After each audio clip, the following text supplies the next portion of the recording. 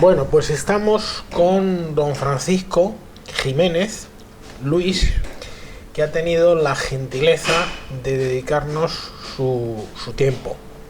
Y con él vamos a pergeñar, vamos a recordar, vamos a bucear un poco en su cerebro para que nos cuente todo lo relacionado con esa guerra que él vivió, que es la Guerra Civil Española. Y es curioso porque esta entrevista se está celebrando nada más y nada menos que al lado precisamente de lo que fue el cuartel de la Montaña, donde hoy se recuerda a las personas que desgraciadamente murieron en el asalto y en el enfrentamiento que hubo a ese cuartel. Muchas gracias por estar con nosotros. Vale. ¿Qué edad tenía en 1936? 18 años y medio cumplidos. ¿Qué recuerda de los meses anteriores a la Guerra Civil Española? Pues recuerdo que ya en octubre del 34 se inició la Guerra Civil, no declarada, pero de hecho ya, a través de los sucesos de octubre del 34 en Asturias, que abastecieron de armas a Zaña y Prieto a toda la chusma de los mineros y dieron un golpe de Estado, de alguna manera. Y a partir de entonces ya la inestabilidad política ha sido una guerra civil, hasta el año 39 que terminó con la victoria. ¿Por qué cree que se produjo la Guerra Civil Española? Se produjo porque era una necesidad apremiante. No había lugar a dudas, porque cuando hay una facción que agrede y no deja parar a nadie y quebranta los quicios de la justicia, es necesaria que venga la armonía de la paz. ¿Cómo? A través del enfrentamiento de un bando o de otro. ¿En algún momento usted pensó que realmente podía producirse esa guerra? Claro que pensé, es que ya de hecho estábamos en guerra. Se tiene que producir de una u otra forma. No podía demorarse. Es decir, de alguna manera lo que entiende es que se estaba calentando el ambiente. Cada vez más creciendo iba. Era necesario que estallara el movimiento. ¿Quién tuvo la culpa? La culpa la tuvo el Frente Popular, el gobierno del Frente Popular. ¿Cree que la actitud del gobierno del Frente Popular fue finalmente el que provocó ese enfrentamiento? Efectivamente. Y no hay lugar a dudas de ninguna clase, porque la historia lo va diciendo, paso a paso, y de una verdad que es infalible e irrefutable. 18 de julio de 1936, ¿qué hace usted? A mí me coge en Zona Roja, mi pueblo de residencia, Cuenca, Alberca de Záncara, y pasan 5 o 6 o 7 días, van unas milicias de Villarroledo, toman el pueblo, cambian de alcalde y aquello se provoca pues un estado muy revolucionario, pero de forma moderada, localmente dentro del pueblo. Que no hay asesinatos, ni hay robos, ni hay encarcelamiento, ni nada. Un malestar, pero así se queda. ¿Qué profesión tenía usted en ese momento? Jornalero del campo. Es decir, era... Y peón de albañil, de todas. Era un obrero. Un obrero. Y sin embargo, se consideraba de derechas. Exactamente. Vamos, no me considero de derecha, ni de derecha ni de izquierda, porque yo a las derechas no estaba de acuerdo con ellas, por esos privilegios, etcétera, etcétera, especulativos que tenían como la empresa más fuerte, ¿no? Pero, como quiera que la izquierda atentaba contra lo más fundamental para mí como católico y mis creencias religiosas, y eran enemigos de Dios visceralmente y enemigos también de la derecha visceralmente, yo apelaba a lo que decía José Antonio, porque simpatizaba con José Antonio. Si bien es cierto que masas enormes están pasando hambre miserablemente, nosotros vamos a darle respuesta de inmediato. No a través de la violencia y el rencor, sino a través del amor, la justicia y la solidaridad. Y ese era mi criterio. ¿En qué momento comienzan las hostilidades militares en su vida? ¿En qué momento se moviliza? No, se movilizan las hostilidades militares el 18 de julio. Pero digo usted. Ah, no, yo. ¿Es un jornalera? 30 de septiembre salgo voluntario, del 36, como desconocido, para unirme a la milicia roja como desconocido y por ese medio llegar al frente de combate y pasarme a zona nacional. ¿Como desconocido qué significa? Pues hombre, que yo era de izquierdas y no lo era, que fue el aval que me dio el ayuntamiento del pueblo, como un favor. ¿Y eso no pudo provocar que se hubiese sabido la verdad y hubiese habido contra usted represalias mortales? No. Después de la guerra. Antes De la guerra. Si descubren que usted estaba en el lado rojo, por decirlo de una manera que podemos entendernos, siendo su idea pasarse al bando nacional. Ya, pero es que eso no se desconoce, eso no se podía conocer. Era secreto. Era secreto, es un aval que me dicen que soy adicto a la República, yo me quiero incorporar voluntariamente y eso no está nada más que el que firma el aval, que es el alcalde, y yo, que nos conocemos porque hemos picado juntos. Es decir, usted desde el primer momento su idea era pasarse al lado nacional. Exactamente, para defender a Dios más que a los hombres, porque es el que no se queda con nada de nosotros, nos da en abundancia. Los hombres, en cambio, no dan en abundancia, pero Bien. Dios sí. Entonces entra en una milicia del lado republicano. Sí. ¿Qué milicia era esa? Pues era a mí me encuadraron la Milicia General Nacional, me encuadraron en el batallón de la Caballero número 12, al llegar aquí a Madrid. Y en este batallón salimos al frente de San Martín de Valdeiglesias. Y allí se produce la batalla, la Cota de San Martín, llega la noche, que allí no queda ni el apuntador, y yo aprovechando la noche y el desbarajuste aquel dentro de la ofensiva de los nacionales, de Yagüe, la Legión y regulares, aprovecho la oscuridad de la noche, la vegetación y la orografía y me vado de noche. Y luego el parte que mandó el comandante de las milicias, que había desaparecido. Y en ese enfrentamiento de San Martín de Valdeiglesias ya entra en combate, oye los tiros, ve los muertos. ¿Cómo que oigo los tiros? De 1400 quedamos 84. Y dijo Yagüe Castejón, pero bueno, ¿cómo esto es posible? ¿Cómo habéis combatido tanto? Digo, no hemos quedado ni uno. ¿Y llegó a disparar contra el lado nacional? Al aire. Al aire. Al aire. Es decir, usted tenía su mosquetón y lo que hacía Y era... el que no disparaba le pegaban un tiro. Usted lo que trataba era errar el tiro. Claro, como es natural. Yo no puedo ir contra los míos. No puedo ir contra los míos. Al aire. Bien, se pasa y ¿qué ocurre? Pues me paso, me llevan de primeras al coronel Yagüe, que es el que mandaba el frente, hacía de general, me toma declaraciones, me manda a Talavera. El propio Yagüe. El propio Yagüe, sonando los disparos, balas perdidas todavía en plena línea de fuego, nos manda a Talavera que nos presentemos al comandante militar con un aval. Llegamos, preguntamos, nada de detenidos, no libres, en un camión de los que iban hacían servicio y eso, de San Martín a Talavera. Y fuimos al cuartel general de Varela, donde nos mandaron los soldados.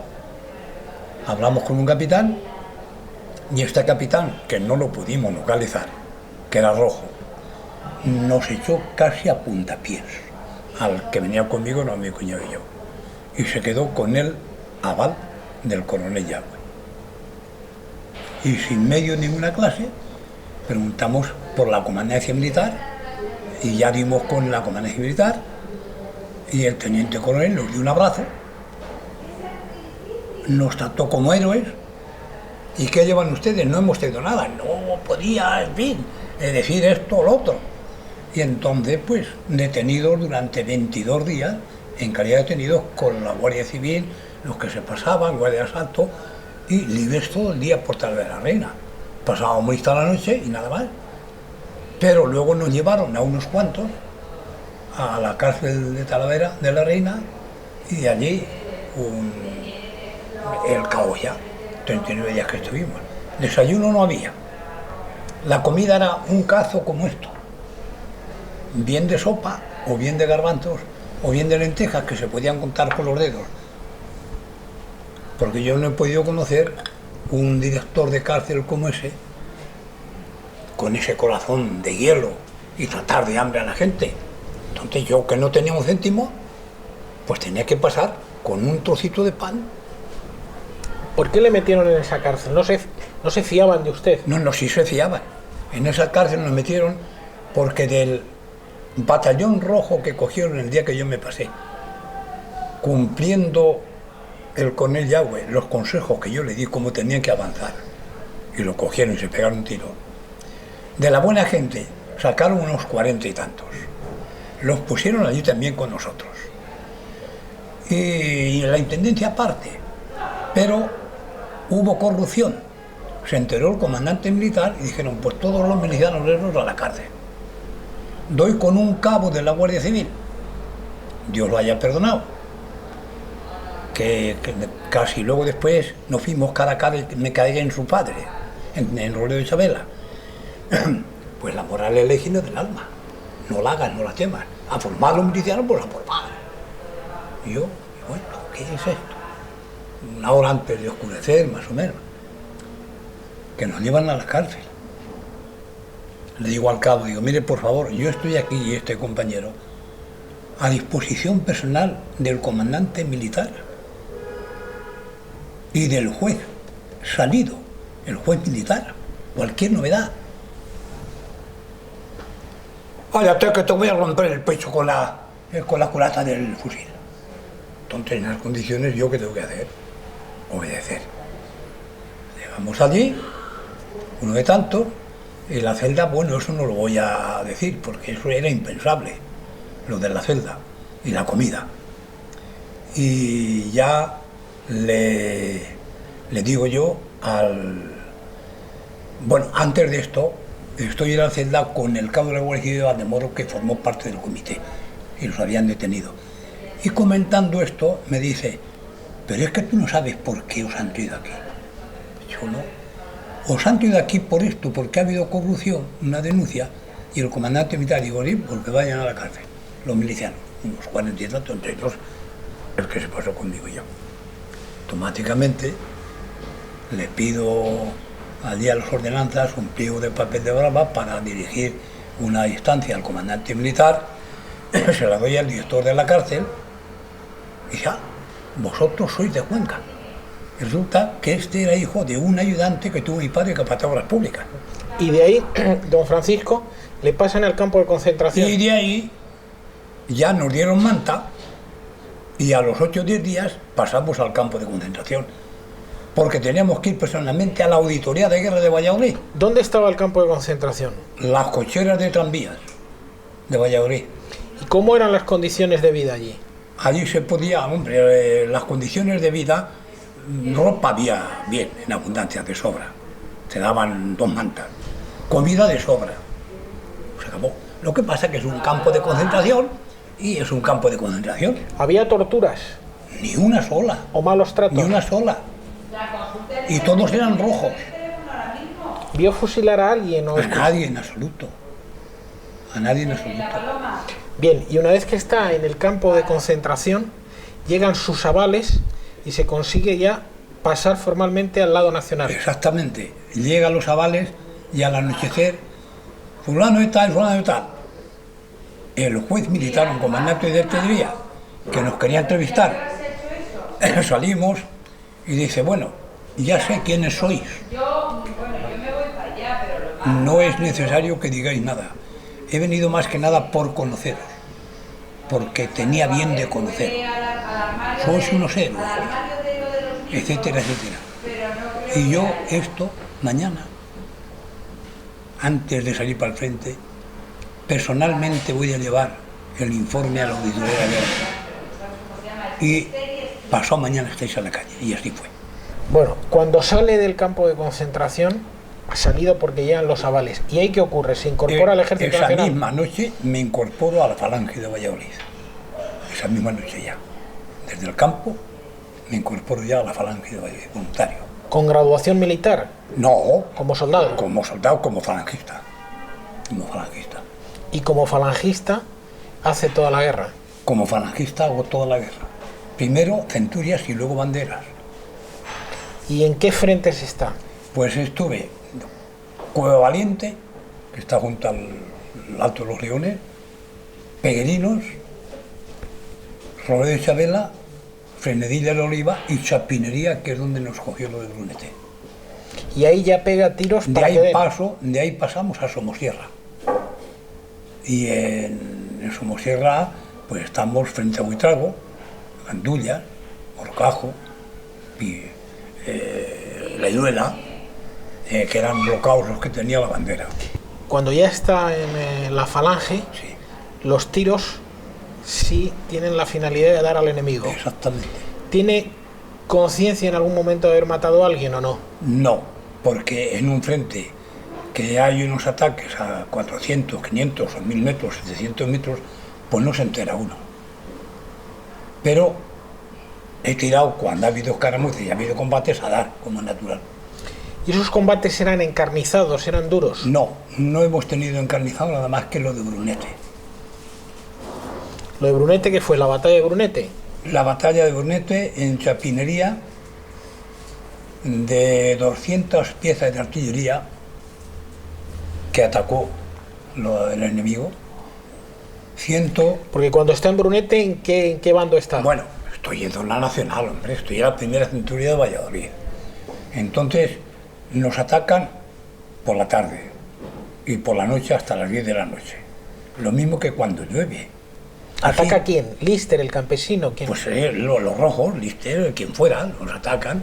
Atacaron 90.000 hombres, 200 piezas de artillería, 600 aviones, 136 tanques, 3 compañías de blindados, etcétera, etcétera. En una longitud de 20 kilómetros, 10 kilómetros, 5, allí como cuando graniza caían los obuses. Y esperábamos el ataque automáticamente. Pues no, lo hicieron una brigada a las 12 de la noche. Y rechazamos el ataque de la brigada 86 falangistas de Valladolid, de mi centuria, y otros 80 o 90 de la primera de Segovia que mandaba Pardo Canaris. Y no dieron ni un paso al frente. Y a otro día se tuvieron que replegar. Y yo es la única vez que he visto combatir, ya lo demás ha sido escaramuzas y golpes de mano frente a estabilidad. He visto combatir al Ejército Nacional, a mis camaradas. Como he visto combatir la escuadrilla de García Morato en Brunete. Con los 12 cazas que llevaba García Morato, no había aviación en el mundo entero porque no eran seres humanos, eran arcángeles del cielo. Aquello era la mano de Dios que estaba con nosotros. Y con los falangistas es que era imposible. Aquello, ¿dónde va a parar? Y también vi cómo combatían los rojos, pero no se igualaban al Ejército Nacional. ¿Por qué no se igualaba? Porque no se puede igualar el que combate contra Dios como el que va a favor de Dios. Porque hay un espíritu que está por encima de todo. Porque si bien es verdad que los rojos lo cogieron todo, el 75% del territorio nacional, etcétera, etcétera, y nosotros, el hito nacional, fue lo mínimo, y Azaña dijo, entre otras cosas, que era imposible que los sublevados, palabras textuales, ganaran la guerra. Dice, ya que nosotros tenemos todo, el oro, en las 3/4 partes del territorio tenemos todo, aun cuando llegaran a lo más heroico y legendario, palabra de Azaña. Pero Azaña no sabía que por encima de lo heroico y legendario estaban los valores superiores, eternos de la religión y del espíritu, que fueron los que presidieron en todos los mandos de zona nacional y hasta el último soldado. En Brunete ya vio morir a gente. No, en Brunete tuvimos muy pocas bajas, porque como digo, fue de noche y no llegamos un cuerpo a cuerpo, aunque estuvo en las trincheras y retrocedieron. Y la artillería y la aviación, pues teníamos refugios que tenían que tirar agua atómica para hacernos bajas. ¿Y qué se siente en el fragor del combate? ¿Qué se siente con los tiros? ¿Da miedo? No se siente nada. porque, hombre, eso va muy individual en cada persona. Es terrible como es natural, porque yo, un ataque que tuvimos, un golpe de mano bastante fuerte, temblando los mogotes de chapinería, porque había una nube que templaba la tierra entre las bombas de mano, los rayos, ¿para qué? Pero no, es que se da una cosa que pasa uno de un mundo a otro. ¿En algún momento pensó que le podían matar? Hombre, siempre, eso siempre, lo he pensado. ¿Y oía sonar las balas a su alrededor? ¡Buh! Ya las conocía, las que decían ¡Bii! Nada, mío. Esa que decía mío te había pasado a 4 dedos de la cara. Las que decían mío, esas pasaban rozándote. ¿Cree que sobre la guerra civil se ha dicho todo? No, se ha dicho mucho, pero bastante manipulado. ¿Qué es lo que queda por decir? Pues todo se resume en muy poca cosa, porque hablan de una forma, hablan de otra, y parece ser, lees una historia y parece ser que los rojos lo ganaron todo, que resistieron. No, había que ver al Ejército Nacional, como digo, como yo lo vi en faena. Y la prueba es evidente. Si ellos tienen, que movilizan 13 reemplazos más que en zona nacional, y tienen mayor número, y pierden la guerra y lo tienen todo, ahí ha fallado algo en ese sentido. Y luego, por otro lado, si vemos cómo nosotros en Somosierra, una bandera, que son 700 hombres, y ellos están en ese que era base de bloqueos, desde la Villanueva de Esquel, Gascones, hasta allá hasta la Iruela y el Cajo de la Sierra y el Cardoso, pues ahí tenían ellos la 26 brigada y 27 mixtas. 6.000 hombres y nosotros éramos 700. Cuando acaba la guerra, usted tiene 11 hijos y se incorpora a la organización sindical. Me caso a la clase de la guerra con 25 años ya, y voy teniendo hijos y llego a 11 hijos como natural. Y en el régimen que se creó, ¿usted ocupó altos cargos o no? No, ni uno solo. Lo más que se me nombró, donde estuve de capitán de Obras Públicas, fue consejero provincial del movimiento de Cuenca, como falangista. Y honorífico, eso no tenía. no tuvo, pero que no he sido ni alcalde ni concejal ni nada. No tuvo prebendas. Nada, en absoluto, va a tener prebendas. ¿Usted cree que a partir del año 39 hubo mucha represalia con el vencido? Ninguna represalia. Todo eso es mentira. Yo he tenido un tío carnal, alcalde de Braderley, toda la guerra, comunista. Y cuando fui a visitarle al acabarse la guerra, que me dieron permiso de 10 días a Cuenca, el director de la cárcel, dije, bueno, Jiménez, pasése por aquí tranquilamente, nada de vigilado, y hable usted lo que quiera con su tío. Yo iba de falangista con mi 9 largo. Y me dijo, sobrino, ¿qué crees que va a pasar de esto? Digo, es que habrá 500.000 expedientes y la burocracia va muy lenta. De 2 o 3 años se va a tirar usted en la cárcel. Pero nada más. ¿Tú crees, Dios? Y nada más. Y en el Consejo de Guerra celebrado en Cuenca, uno de los que habían asesinado a su padre, de 7 que mataron en ese pueblo, siendo mi tío alcalde, fue a declarar a favor, a decir la verdad. A decir, este señor no se ha metido en nada, ha sido fulano, perantano, perantano y perantano. Y si este señor está alcalde, matan 50, no 7, 50. Este señor se la ha jugado. Usted dice que no hubo represalias. No. Pero sí hubo fusilamientos. Eso sí, claro. Hubo justicia. ¿Y esos fusilamientos eran inevitables? Inevitables.